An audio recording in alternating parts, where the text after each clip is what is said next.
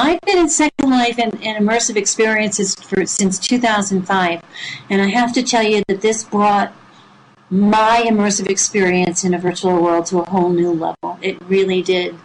Have you had other reports of that nature, or people that don't seem to get it, or people generally do get it? What's your experience been with visitors? I've yet to have anybody not get it.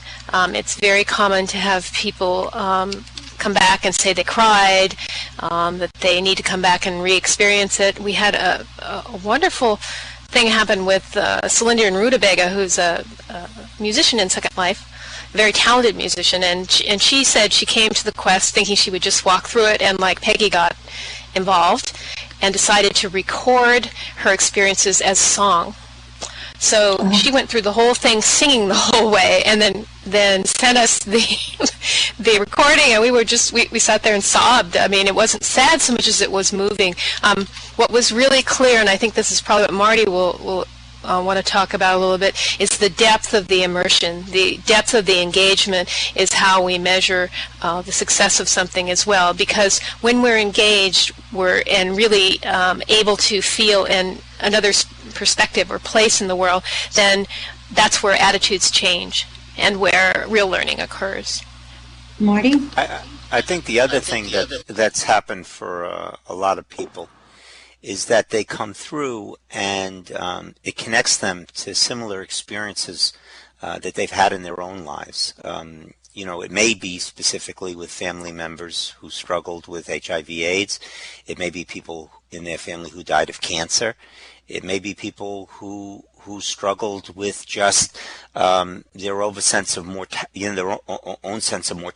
I think one of the threads that runs very strongly through the Uncle D story is his own coming to terms with his death, and also with what happened when all of a sudden the antiviral drugs were surprisingly there and gave him another 5 or 6 years to live, to go to the south of France, to Provence, and ride around on a bike.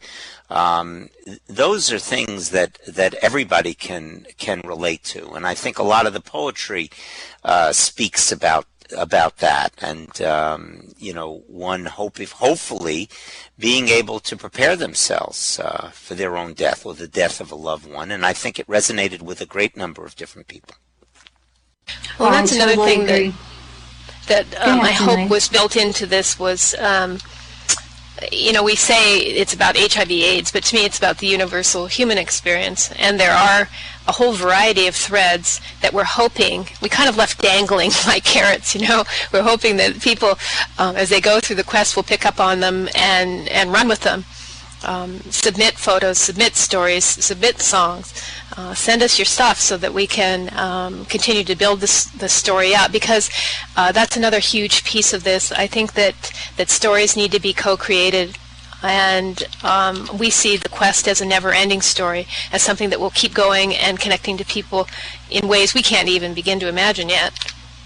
Oh, it'll be so exciting to watch this evolution happen, to see where it goes, and I think people will surprise themselves, not just surprise us, but surprise themselves on where, because if you're having this emotional experience, you may be very surprised at what it pulls from you, and when you're in Second Life, even though you're there and you're present and you're operating your computer somewhere in the real world, when you enter as Avatar and you're in that semblance of Avatar and it's your projected self, therein lies the beauty of having that freedom to say, oh, well, you know what? I can behave like a writer now. Even if my real life self may be reluctant to put pen to paper and share my deepest thoughts and feelings, my avatar has permission. And therein lies the second level, and that's why we're in Second Life in this wonderful immersive environment, which also, I must add, provided the tools for that lush visual. I mean, not just your sounds and your music and your different recordings and videos that were in the experience, but it's even the entrance into Uncle D's home, the quiet boat ride down the river, the scenery is lush, and it really just set the tone so beautifully. So I have to ask the question, how do you top this? What is your next move? I mean, what's the next content area you think you might like to tackle, or the next area you'd like to, wrap this creative genius you two seem to have created together? What are you going to wrap that around next? Well, I'd like to add one more thing, just because I want to say that I believe stories have a life of their own, and an innate spirit, if you will, that guides us all as we get going. And you talk about the spirit of the land and the feeling of the place, and that place started off as a flat chunk of linden land, and I put a river through it, and I stood back and I thought, well, how about a house? And the house was just sticks, and then we brought in the cat, and we brought in the TV, and all of a sudden we began to feel Uncle D himself there.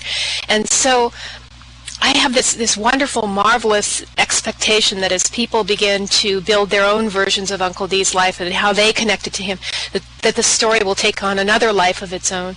And so that was one piece. I just had to get it in there because I really think you did. I think it's more than just me as a creative genius, or Marty and I. It's everybody, and every time somebody steps in there, they add their element as well. As for the future, oh boy. Topics. Go ahead, Marty. I'm sorry.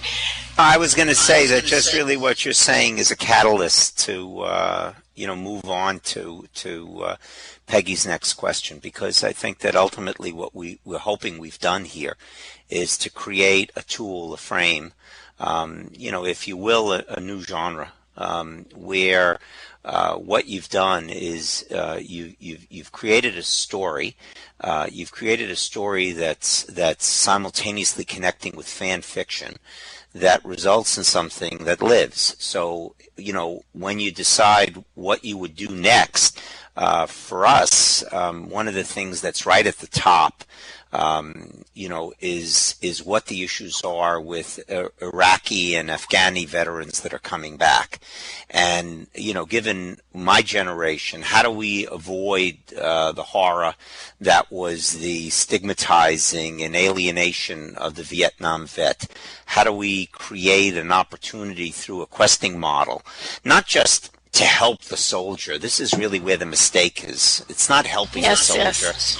It's helping the soldier and helping the people who have to welcome the soldier back to the community that they defended, relate to each other and understand each other. And what could be a better model for doing that than each of them communicating with each other, sharing, building a community together, telling each other their stories. And there's an effort right underway now for Vietnam vets to be meeting with those of us like myself who were really peace activists during that period, and relate each experience that each had and find the common ground. And I think that the questing model really lends itself to that, and I would love to see something happen for us in terms of a next project that deals with this issue related to veterans, all of whom are now, by the way, going to be under a GI Bill. They're going to be coming back into colleges and universities.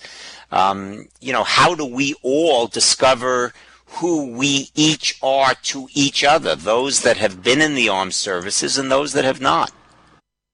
Well, another thing that we haven't really stressed enough, I don't feel, in this conversation is the way stories allow us to create communities of interest, because it's not just about two people who have created a quest and how the individual experiences it. And someone was asking a question about, is it different to experience the quest alone versus with a group? Absolutely. So I'd like to see how this will evolve into communities, not just with the HIV/AIDS community, but of course with the vets. Let's see where it goes and see where our communities of interest and practice take us.